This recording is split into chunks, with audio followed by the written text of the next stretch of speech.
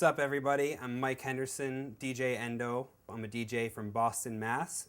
And I'm also the DJ product specialist and artist trainer for Native Instruments. Basically, my job is I go around and train DJs on how to use Traktor Scratch Pro and Traktor Pro. I've trained a lot of different styles of DJs, from hip hop to techno, house, artists like Grandmaster Flash, DJ Scribble, Victor Calderon, David Morales, lots of different styles of DJs. And every DJ plays in their own special way using Traktor, and it's my job to help them take their art form to the next level using Traktor Pro. I'm here today at Dubspot to give you some basic lessons on how to use Traktor Scratch Pro using the Maschine hardware. If you have the Maschine controller, I'd recommend downloading my settings by going to the Dubspot website and visiting this link. If you don't have the Maschine controller, no problem. You can still follow along with the videos, and we'll show you all the possibilities of what you can do inside of Traktor using any MIDI controller or even using your own keyboard. Let's get started. After you've downloaded my settings, open your controller editor located in the Applications folder.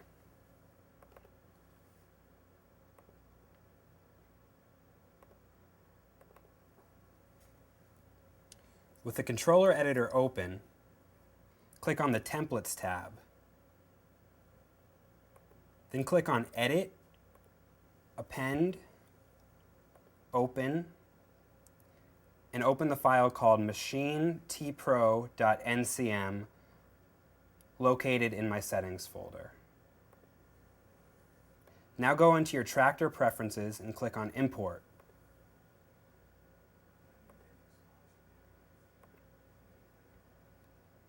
Then load my machinetpro.tsi file. This file contains all of my MIDI settings as well as my hotkey settings, GUI layout, effect settings, and all other preferences and settings. You can choose not to load my hotkeys or layout, but if you haven't done your own, I'd highly recommend checking them out.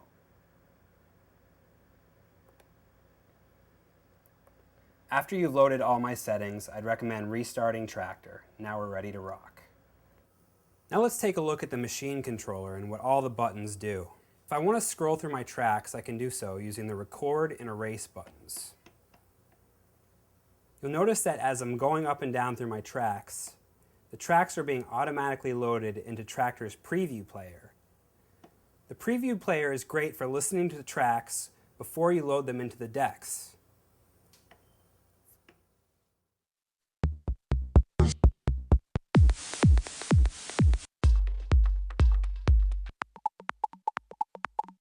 Now if I want to fast forward through the track in the preview player to get a better idea of how it sounds, I can press the play button and it'll jump a third of the way into the track.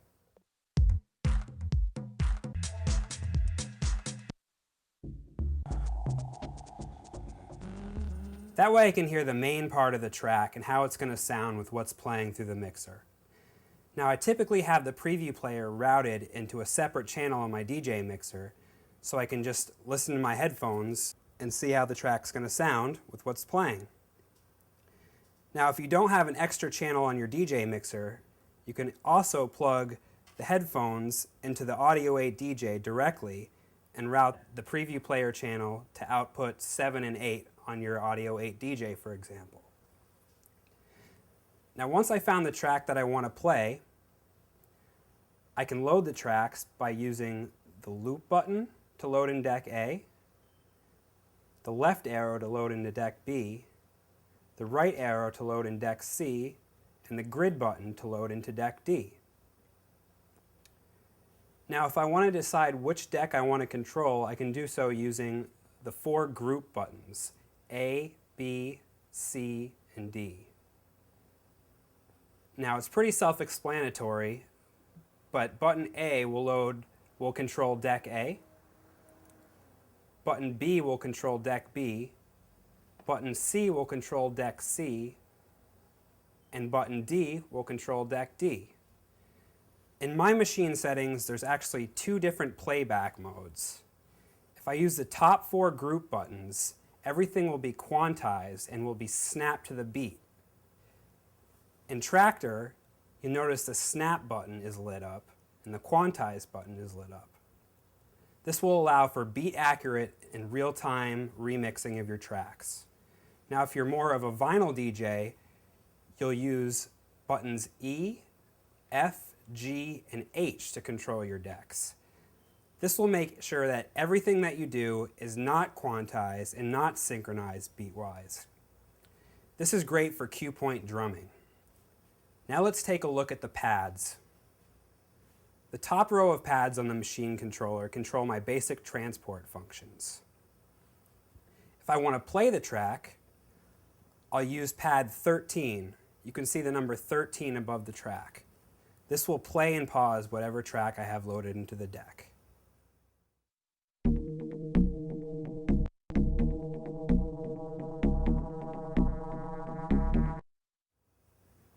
Now if you're using a turntable, you'd want to use the pitch bend function on the turntable by pushing the record forward or pulling it back. On the Maschine controller, I'm using pads 14 and 15 to do pitch bend. This will nudge the record forward and backwards by smaller increments.